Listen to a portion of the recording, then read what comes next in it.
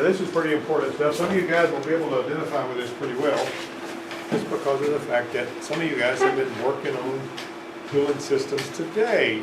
Mr. Williams and Mr. McBride have done coolant system stuff today. All right, so this is about pumping coolant. Now a lot of the times some of you say, well, I know all about this, so I really don't need to hear any of this stuff, so this is wasting my time, right? So tinkering with your hot rod, it's a great hobby, but the money is flowing the wrong way. Right? And all that. Like, well, it's like the truck you guys are building. It's really, this is how you're building it because you want to have a nice truck when you're done, right? That drives and runs and rides good. But all the money's going out, you see. You are going with that? You ain't making no money on this deal. Now, the machine shop made money and the people that are selling you parts make money. Other people are making money, but you're spending the money, right? However, when the money is flowing in the right direction, you're fixing cars for people. Or the diesels like Matt works on over there, right? Get paid a fair price to do it. That's creating wealth. Now, I'll tell you something else. A lot of people don't really care how high the bill is as long as the car's fixed. And I'm not saying it's okay to gouge anybody on prices, but I don't know how many times I've had people tell me, I don't care if it's $500, $600, $1,000 as long as the car is fixed when I drive away from here. I don't want to pay $500, $600, or $1,000 have to come back and tell you it's just like it was. You know what I mean? So anyway, Model T engines, this is kind of interesting here, a little history. They didn't have a water pump. They percolated the water up through the head and out the radiator, and then gravity fed down through the radiator as water lost its heat, and then re-entered the engine block at the bottom. And that's called the Thermostat water cooling system. And if I had my Model T and I was driving up a hill and it quit running, and I rolled back down the bottom hill, I could turn around and I could back up the hill and it would go all the way up the hill. It didn't have a fuel pump either, because it gravity fed into the carburetor out of the fuel tank, which is right in front of the windshield. And if ever you go up a hill steep enough, you'd quit getting fuel. So you'd have to back up the hill. All right. Notice in this system, the thermostat housing connects to the upper hose, making the lower hose the water pump suction point. So the thermostat opens, the coolant hot passes through the heater core. Now, the truck you guys were working on, the thermostat was in the bottom hose. What's the benefit of having the thermostat in the bottom hose instead of the top hose? Somebody talk to me about that. This is one of those trying to teach you how to think things. Why would you create one? Allow that Toyota Camry engine out there. The thermostat's in the bottom hose at the engine block. The 2.7 liter Sebring engines. The thermostat's down there behind the dadgum air conditioner compressor. The top hose is just an open hose. What's good about that? Volkswagen Rabbits with the little slant form. It warms up quicker. No, when you're filling the coolant up, you don't have to worry about burping air as much. Think about it. The thermostat's not trapping air. Now, a lot of thermostats, even if it's in the top, will have a little bleed hole so the air can get out of it. Pretty smart, somebody do that. But anyway, this one right here, the suction point for the water pump is going in there. And whenever the thermostat's closed, it pushes it through the heater core. And then it goes back into the engine block that way. And the one that bumfuddled me, and still does, is that dadgum Ranger we worked on that would not get hot. What in the sound bill makes an engine run too cold? Remember that motor that you pull the head off of? Nothing wrong with it we could find. And then you start looking on the internet, and from about 1994 up to about 2007, people were grousing if they had very many miles on them trucks that the engine wouldn't get warm. There was nothing you could do unless you blocked off part of the radiator, and then it might get warm, it might not. Remember that one? It was just running bone cold. There was nothing we could do to make it run warm. You could take a hold of the clutch pan and just won't give the operator. Barely, but it should have got hot. Anyway, what's different about this engine? Well, V6 and V8 engine things are a little different, but this engine as a coolant system is piped for a particular application. You know what it's used for? What do you think this engine is used for? What'd you say? A boat. A boat. Why do you know it's used for a boat? He's good, smart.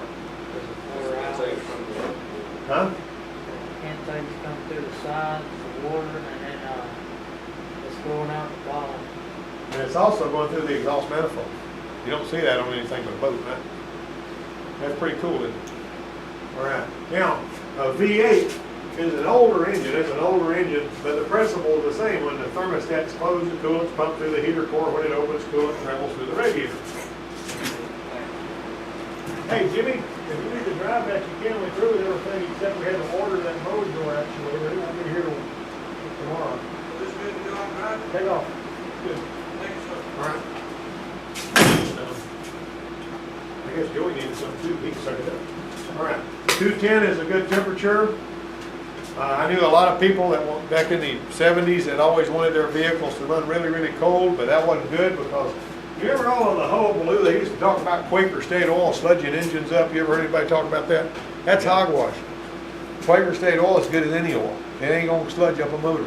A lot of people say, well, and I have seen people say, but people come like, hey, boy, this is a clean engine. What do you use? They say Quaker State.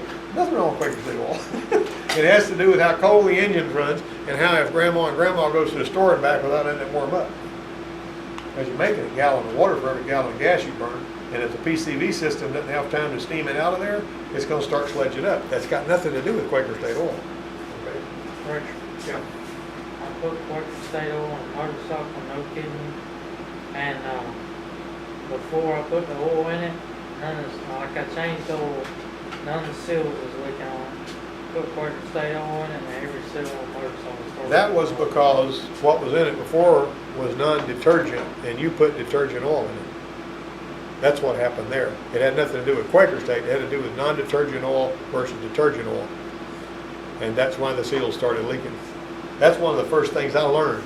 If somebody's been running non-detergent oil in one, and you put high detergent oil in it, which is what that Quaker State red top you poured in there was, it'll make it start leaking.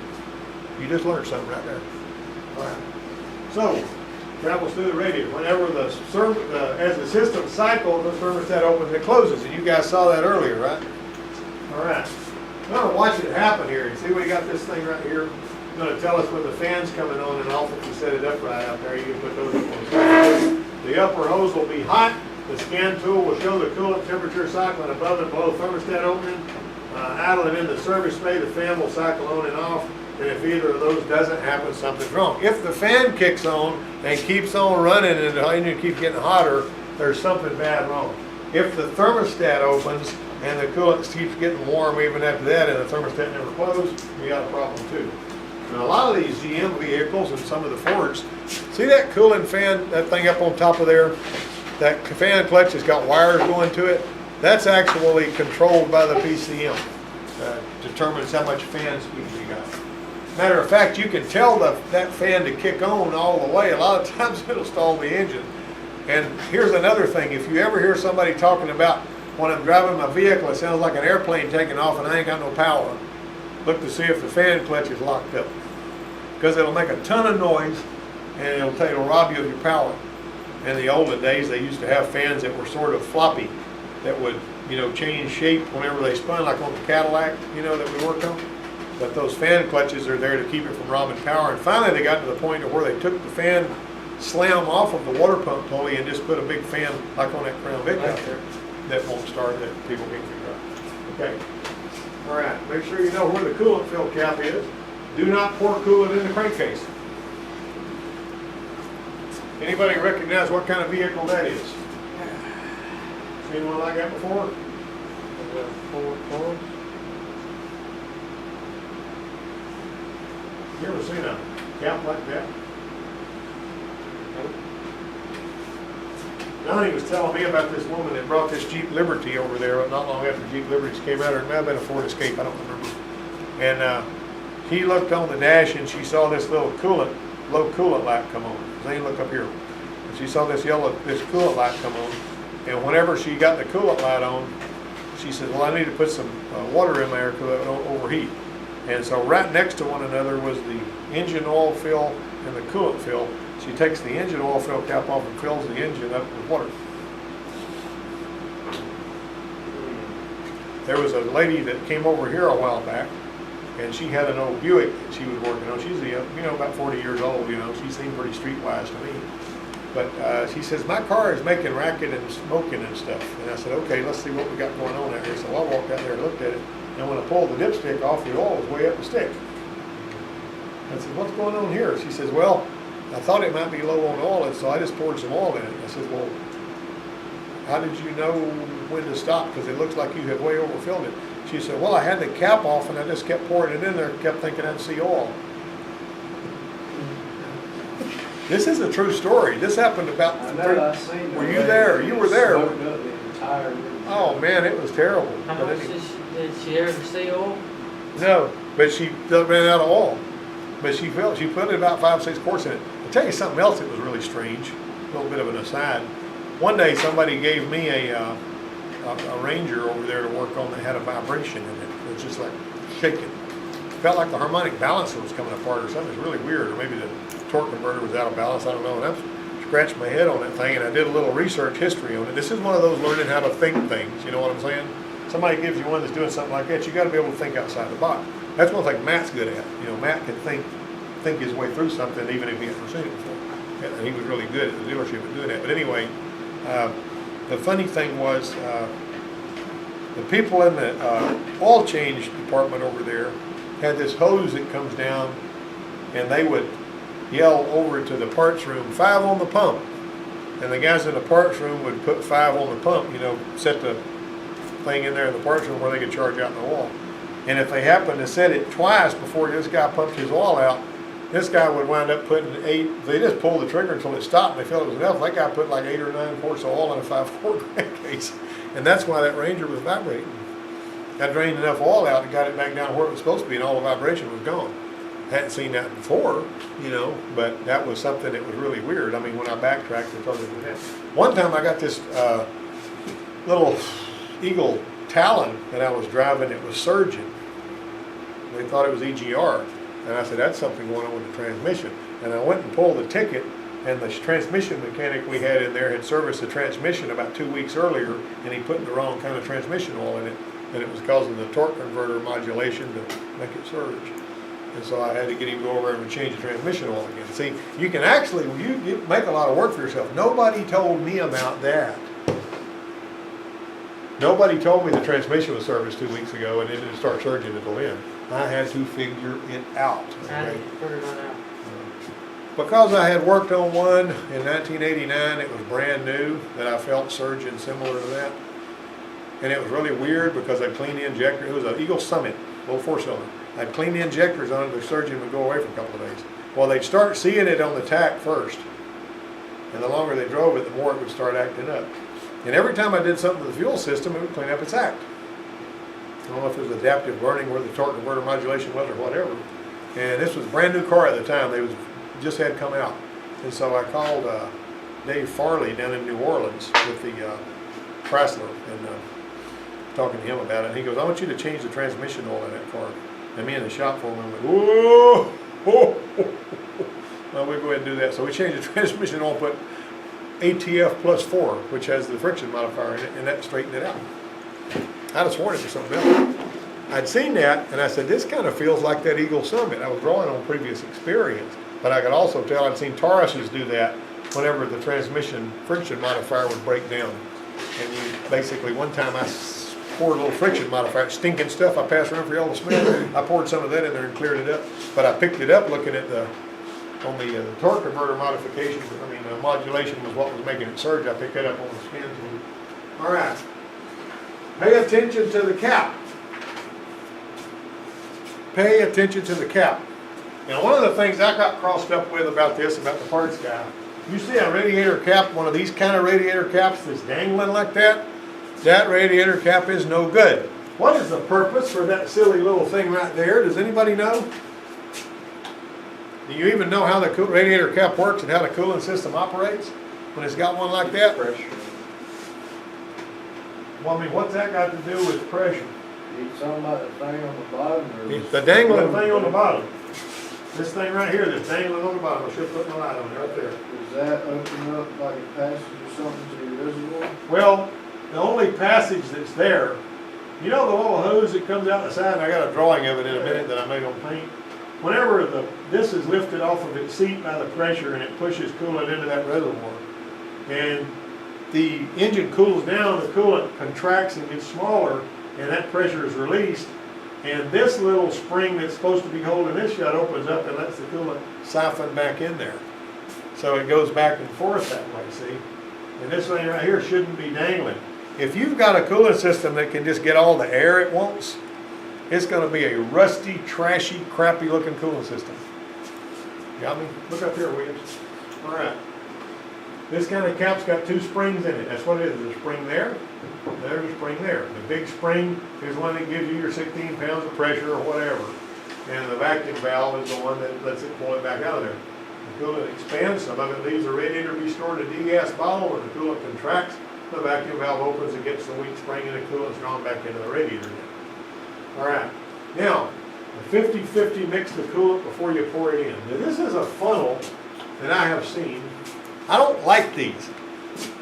All right, now the reason I don't like these, and maybe I'm just being old-fashioned, what's gonna happen when you've got this thing half full of coolant and everything's done? In other words, you know what I'm saying? When you're through, it's a mess. I mean, you got all this stuff in this big old funnel here. Yeah, you've got plenty of coolant so it can get rid of its air and do everything it needs to do and all that. I've seen guys use these. I don't like them. And I don't want to have to figure out what you can siphon that out of there or something, you know what I'm saying? But why bother with that? Tell you something else I used to do. When I would have to do some work where I'd have to drain the coolant system on something like an Explorer, I'd drain the coolant system, and if I was using the same coolant to put back in there, I'd set the drain pan up on top of the engine, and I'd get a little hose about this size, and I would start it siphoning back into the radiator, and I'd just walk away, because the same coolant that came out was going back, the amount was right, and if it goes in there really slow, it would fill it all the way back up. And I could take that drain pan out when that siphoning was done, and it would be right up there where it was supposed to be. I mean, I didn't make a mess, I didn't get nothing on the floor, you know what I mean? Now, did you guys make a mess on the floor? Yes, sir. You did, didn't you? That was not good, was it? It wasn't a bad thing, you just had to do a lot of cleaning up work, didn't you? So, be careful not to make a mess on the floor, you want to do a lot of cleaning up work. I hate walking around in that stuff, because it tracks up the whole shop. This is a coolant fill funnel, but I don't like it. Now, this is the deal right here. The degas bottle is our friend. I do this on paint, this morning, by the way. All right. Coolant springs compressed like this whenever the coolant heats up, and it pushes the coolant in here. And then whenever this little thing opens, like I got it drawn right there, after it cools down, so you notice this is coming in. It's either going in here where it can get it out of the bottom, or it's coming out of the bottom. And it'll actually push it, pull it right back in there. And so it goes back and forth like that. And that's normal operation of the pressure and vacuum valve. Now, I'll tell you something else. If you see, if the little degas bottle has got just a snap-on lid, then it's basically going to be one that's of this nature. If it's got a pressurized, thick, heavy-duty bottle that's got a pressure cap on it, then that's going to probably be the only place you can add coolant to that system. That's supposed to be a motor there. Yeah, this is a motor. What are them squares on that? Those are pistons. I mean, actually cylinders, you know. But and that right there is a sort of a water pump. I didn't want to draw the belts and all that. I was basically focusing on this other.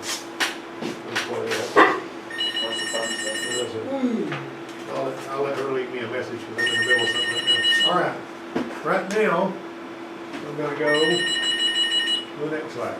This right here is how my little cap works. I take a cap and I pull this off. Once I pull this off, I've got that left. I put that on there. I fill this up as full as I can get it. I put some in here.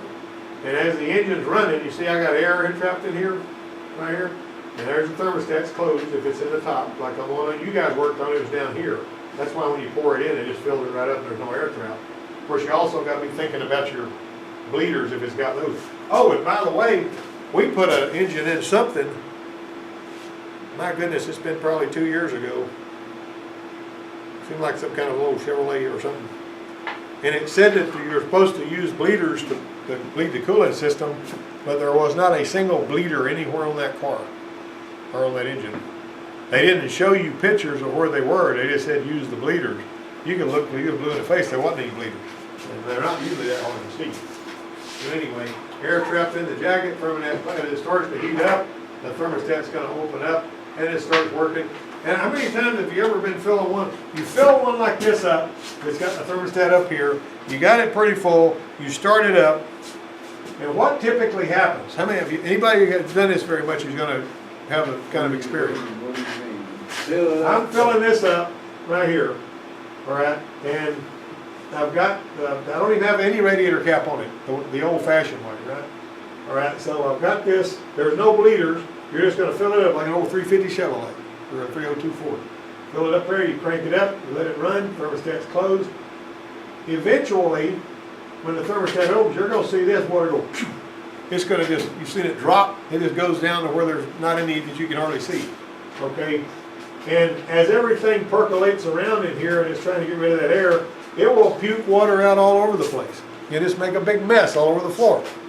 Now, my way is better, because you've got a cap on here that's not keeping it under pressure, but it is keeping it from puking on the floor. It can get all the coolant it needs out of here by sucking it out of there, but you've got to watch this, make sure it's full. Whenever it's getting rid of air, it pushes air in there too. So it can push air in there, it can get coolant it needs out of there as long as you keep coolant in there. If you ever let it go dry, all bets are off. You got to keep an eye on this. And when this is all, when the coolant is flowing back and forth through here as it wants to, this is really a good thing because you don't have to worry about the system being under pressure. Wake up, Jonathan. You don't have to do that. You don't have to worry about the thing being under pressure. All right, you got that? All right, so unless you're doing a total flush, use the recommended coolant when possible. I got some coolant in there that I got in stock for some of these Asian cars. What's colors of coolant have you seen? Blue. You seen what? See yellow, Yellow? What? Blue. Orange? What else? green, Green? What else? Blue. Blue? What else? Hondas is out blue. What about purple? blue. Same Some of them have got red, some of them have got orange. Some of them is just pure red. This Almost. one, this cool is like bright blue with color your shirt. Yeah. And so they're all different colors of coolant out there. Well, for different kind of cars. Asian cars use all, there's a whole bunch of different colors in there. And you know, you can do a whole study on organic acid technology, coolant and all this kind of stuff. I don't like the Dexcool because the ones of you that have been involved with trying to get the mud and crap out of that Impala, and you know, that Dexcool stuff made mud. It literally made mud that looked like modeling clay. I mean, it was just awful, and she kept having trouble. We kept flushing it, and every time we flush it, we get some more of that junk out of it. I don't like that stuff. But anyway, now I will tell you this: the best coolant that I've ever personally used is what came in my Taurus and my pickup is that Motorcraft Gold. Because whenever it came to you got to change it when you're supposed to. 100,000 miles on the truck, 60,000 on the car. When I changed it, I used the machine to push it out of there, and I put gold coolant back in it. And the coolant I was pushing out looked just as good as what I was putting in there. Nothing was changing. Now it can look good and be bad. You know, coolant doesn't always look bad when it is bad, so you can have coolant that's bad. All right. Most modern vehicles have got a degas bottle with a pressure cap like this one, and no cap on the radiator. But they get so dirty, you can't see what's in there. It's time to sell them another one, man. You might have noticed, did you notice that white bottle on that Chevrolet truck that you and him worked on, how pretty and clean it was? That's because we put one on it. That on Duramax? Huh? That was, that looks like a Duramax, but I'll tell you something else. Quincy, this was cracked. $49 they wanted for the parts store. And he said, no, I don't have $50 right now, I'll do it later. And he let it run low on coolant and burned that power stroke up. Burned it slam up. And I told him, I said, you need to drop the cash into this, man, because you're going to burn this thing up. And he burned it up. And it's sitting there somewhere, burned up. You might could buy it. Is it a power stroke? It's a doggone 2006 model, or 5 model, power stroke, 6 liter. No, but, Fix them pretty cheap. We got a block at Matt's shop. yeah, you could probably build one and put in there, but he's actually, you can get hold of Quincy, he's down there at Diesel. Just ask him if he'll sell you that truck. He'll probably do it. Anyway, they like to crack. A lot of, you know, they're usually easier to bleed because they got this mounted in such a way that the thermostat won't usually be in the top, it'll be in the bottom. They usually have it where when you pour it in here, you're pretty much getting all the air out. Don't trust that. Always make sure that you look really close and then it's not broken. And the fan will be cycling on and off. The thermostat needs to be opening and closing. Right, you got that? Mount them sideways You're stuffed in really tight engine compartments, particularly in minivans. And handling heat's always a serious concern. Some of the coolant fans don't come on until the coolant sensor nearly reaches 230. This right here is the parts get wet and hot. You got a crack there, you got a water pump impeller going there, you got a cracked cylinder head right there. All of them are almost always aluminum. Now look at this. We're almost done here. Measuring for voltage in the coolant. Electrolysis is not our friend. That's what electrolysis does. You can measure voltage in the coolant. Set your meter to 2 volts DC with the engine not running. Hook the negative lead from the meter to the negative post and dip the positive lead in the coolant, but don't touch anything else. So you check the meter reading with the engine off and then start it up. You're not supposed to see more than 3/10 of a volt. That'll accelerate. Now some of your sacrificial anodes on boats are using salt water look like this. You can get a radiator cap if you're having a lot of trouble with electrolysis. It's got a sacrificial anode on the radiator cap. Believe it or not, you can buy those online. Plastic stuff has a tendency to break. They got this coolant going through that plastic stuff. That looks like that was planned to fail. That was a Monte Carlo with a 3.8. Carry water in and out of the belt tensioner, which is a strange thing. Most parts stores now sell metal replacements for these tubes. We put some on the other day. Who put some of those on the other day? Was that you, Justin? Them elbows on a 3.8? All right. Don't be bashful about suggesting a new radiator, because I've seen radiators crack, destroy engines. Got 120,000 miles, if the radiator's looking crappy, sell them a radiator. They don't cost that much. It's a bad bet to leave that piece of plastic on there. It's been hot and cold so many times, right? All right, there's you got a Windstar. Water pump can leak a bunch of different ways. The guy doing an oil change noticed coolant dripping from the pump, but it wasn't coming from the weep hole. Some of you might have seen this picture on my Technical Writer Facebook page. There was a crack right there. And when we put pressure on it, antifreeze sprayed up out of that crack, just like you see right there. All right, the crack, that's how tiny that crack was, but it was big enough for coolant to come out of it. It'd have been a cakewalk if it hadn't been for that steel tube that was so aggravating. Cast iron parts can crack too, that was aluminum. This caravan came to us with a water leak. Somebody called this lady's attention. And that pulley right there is made so you can take them bolts out, turn it and get the pulley out of the way so you can get the pump off. And it stained everything, and that's what we did. We basically had to pry the engine over to get that pump out because it was a little bit tighter. Now these old quad 4s in the early 90s had a splined water pump that went in right there on the back of the timing cover. Front of the engine would be that way, but the end of the engine that way. And then GM got really brilliant. They went ahead and put the same kind of water pump on there, except they put the timing chain pulling it. Outstanding performance. Why does Sam Hill didn't they leave it where you could take a few bolts off, jerk the pump out, put it back in and be going in less than an hour? No, you have to pull the timing chain off on that one. Brilliant. Okay, same caravan had to replace a radiator one time. Came in with a problem with percolating and pushing the coolant out to the point that the degas bottle would overflow and it'd get too low on coolant. Turned out that the radiator neck, I'm going to just finish that because I stopped tapping this morning. The radiator neck wasn't made quite right and the cap wouldn't put pressure on it. And that was letting it percolate because if you didn't have it under pressure, it's going to percolate. So I put a double gasket on that radiator cap just to see if that'd make a difference, and it stopped all the percolating. And she's still driving it that way, but it was a Chinese-made radiator that was a little bit too deep, or the radiator cap went on it. And it was one that we recently put on there. All right. Okay. Everybody learned something? Be careful. I'll have a pop test on this one tomorrow.